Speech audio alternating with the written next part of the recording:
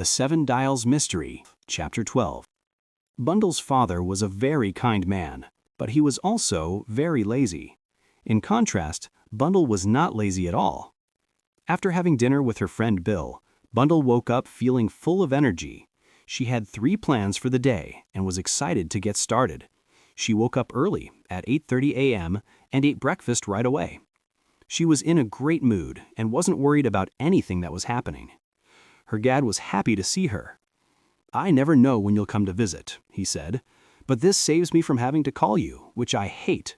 A man named Colonel Melrose was here yesterday to talk about a police investigation." Colonel Melrose was the head of the police in that area and an old friend of Bundle's father. "You mean the investigation into Ronnie Devereaux's death? When will it happen?" asked Bundle. "Tomorrow at 12 o'clock. Colonel Melrose will pick you up. Since you found the body, you have to speak, but he said you shouldn't be worried." "Why would I be worried?" Her father said, "Well, you know, Melrose is a little old-fashioned." 12 o'clock, said Bundle. "Good. I'll be here if I'm still alive." "Do you think you might not be alive?" "You never know," said Bundle. "Modern life is so stressful, as the newspapers say." "That reminds me, a man named George Lomax invited me to his house next week. I said no." "That's good," said Bundle. "We don't want you getting involved in any trouble." "Is there going to be trouble?" her father asked, suddenly interested. "Well, there have been warning letters and things like that," said Bundle. "Maybe George will be killed," her father said hopefully. "What do you think, Bundle? Maybe I should go after all." "You should stay home," said Bundle. "I'm going to talk to Mrs. Howell." Mrs. Howell was the housekeeper. She was a formal and proper lady who made Lady Coote nervous, but she wasn't scary to Bundle. Mrs. Howell always called her Miss Bundle, a name she used when Bundle was a naughty child who used to visit before her father became a lord. "Now, Miss Howell, let's have some hot cocoa, and you can tell me all the news about the house." Bundle learned what she wanted to know. She thought to herself, "There are 2 new kitchen helpers from the village, which is probably fine. The 3rd housemaid is the head housemaid's niece. That sounds good. Mrs. Howell seems to have been mean to poor Lady Coote, which is no surprise." Mrs. Howell said, "I never thought I would see chimneys with new people living here." "Oh, things change," Bundle replied. "You'll be lucky if it's not turned into small apartments with a shared garden one day." Mrs. Howell shivered at that idea. "I haven't met Sir Oswald Coote," said Bundle. "I'm sure Sir Oswald is a very smart man," Mrs. Howell said in a cold voice. Bundle understood that the house staff did not like Sir Oswald. Of course, it was Mr. Bateman who took care of everything before. He was a very good manager and knew the right way to do things. Bundle then asked about the death of Gerald Wade. Mrs. Howell was happy to talk about it and felt very sorry for the young man, but Bundle didn't learn anything new.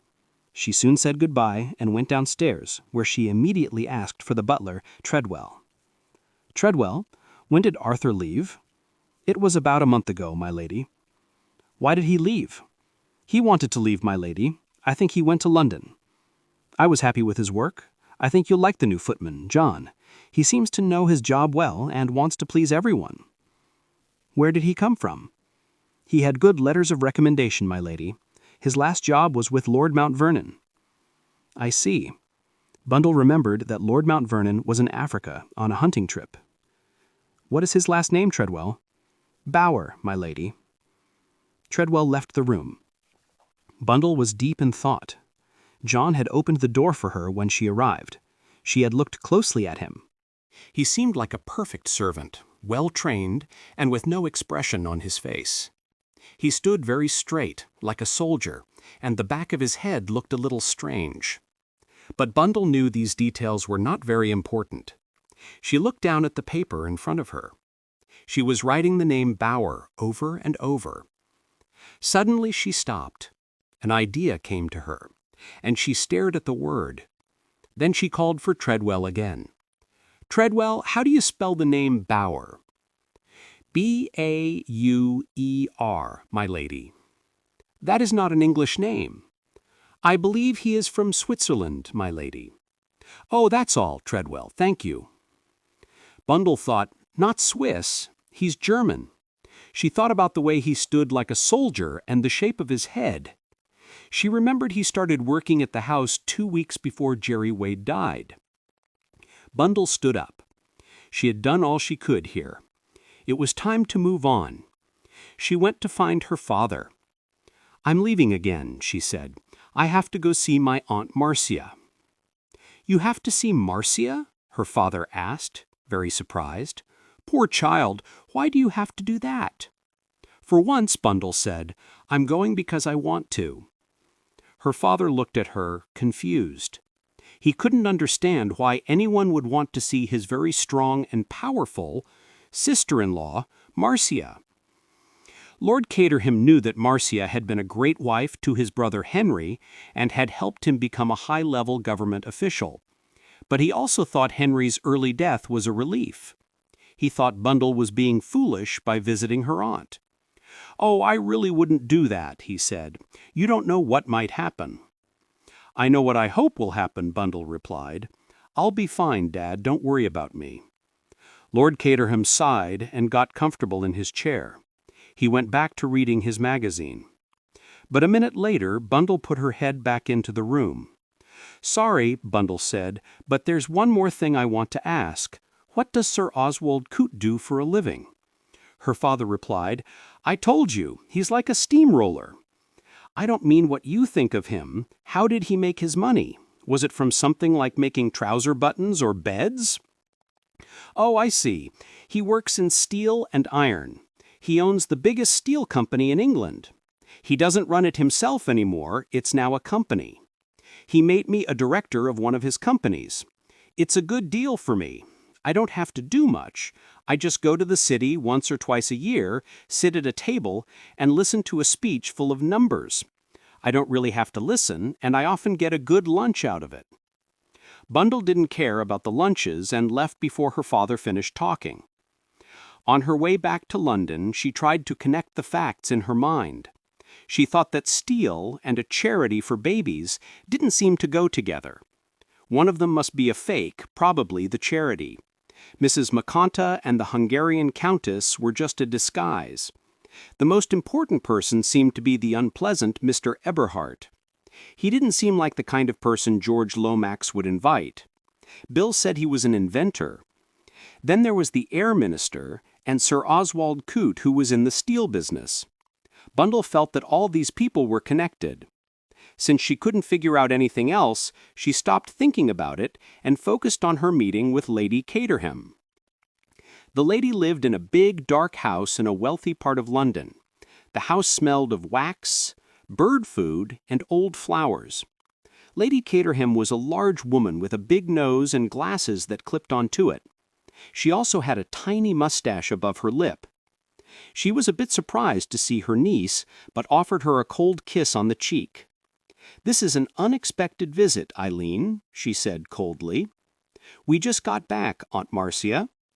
"I know. How is your father? The same as usual?" Lady Caterham's voice showed that she didn't think much of Bundle's father, Lord Caterham. "Father is very well. He's at Chimneys," Bundle said. "I never liked the idea of renting out Chimneys," Lady Caterham said.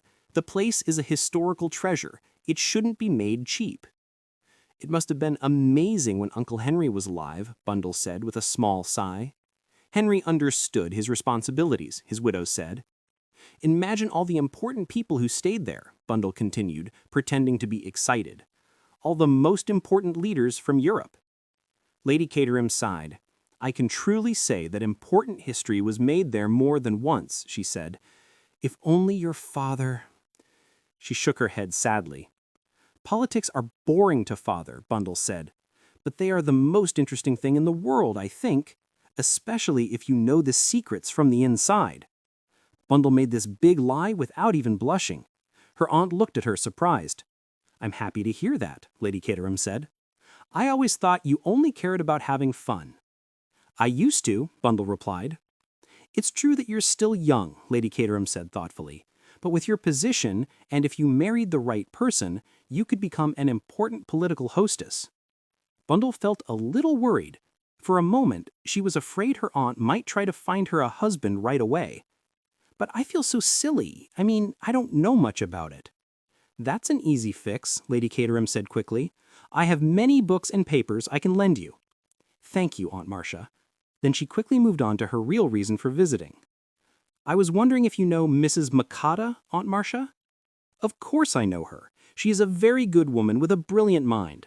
Normally, I don't think women should be in government. They can be influential in a more womanly way. She paused, probably thinking about how she had pushed her husband into politics and helped him succeed. But still, things are changing, and the work Mrs. Makata is doing is very important for our country and for all women. It is, I would say, truly womanly work. You must meet her. Bundle let out a sad sigh. She's going to a house party at George Lomax's place next week. He asked my father, who won't go, but he never thought to ask me. I guess he thinks I'm too silly. Lady Caterham thought her niece had really changed for the better. She wondered if Bundle had a bad experience with love. In Lady Caterham's opinion, a sad love story often helped young women become more serious about life. I don't think George Lomax realizes that you've, let's say, grown up, Lady Caterham said.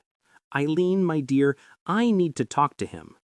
He doesn't like me. I know he won't ask me. Don't be silly, Lady Caterham replied. I'll make sure he does. I've known George Lomax since he was a little boy. She showed a height that was not possible for a boy. He'll be happy to do me a favor. He'll surely agree that it's important for young women of our social class to be interested in our country's well-being. Bundle almost said, I agree, but stopped herself. I'll find you some reading material now, Lady Caterham said, standing up. She called out loudly, Miss Connor! A very neat and scared-looking secretary came running. Lady Caterham gave her instructions. Soon, Bundle was driving back to London with a pile of the most boring-looking books and papers you can imagine. Her next move was to call her friend Jimmy Thesiger. The first thing he said was full of excitement. I did it! Bill gave me a hard time, though. He thought I'd be in danger, but I finally made him understand. I have a lot of books now and I'm studying them. You know, those government books. They're so boring, but you have to do things the right way. Have you ever heard of the Santa Fe boundary dispute? Never, Bundle said. Well, I'm studying it very hard. It lasted for years and was very complex. I'm making it my special topic. These days you have to specialize in something. I have a lot of similar things to read, Bundle said. Aunt Marcia gave them to me. Aunt who? Aunt Marcia, my father's sister-in-law. She's very involved in politics. In fact, she's going to get me invited to George's party. Really? Oh, that's great. After a short pause, Jimmy said, I don't think we should tell Lorraine about this, right? Maybe not. You see, she might be upset if she can't go, and she really needs to stay out of this. Yes. I mean, you can't let a girl like her get into danger. Bundle thought that Jimmy was not very polite. He seemed okay with her being in danger, but not Lorraine. Did you hang up? Jimmy asked. No, I was just thinking. I see. Are you going to the police investigation tomorrow? Yes. Are you? Yes. By the way, it's in the evening newspapers, but in a small corner. That's strange. I thought they would have made a big deal about it. Yes, me too. Well, said Jimmy, I need to get back to my work. I'm at the part where Bolivia sent us a letter. I guess I should get started on my work too, Bundle said. Are you going to study all evening? I think so. Are you? Oh, probably. Good night. They were both lying. Jimmy was secretly planning to take his friend Lorraine Wade out to dinner. As for Bundle, as soon as she hung up, she put on some simple, plain clothes that belonged to her maid. Then she walked outside, trying to decide if she should take the bus or the subway to get to the Seven Dials Club.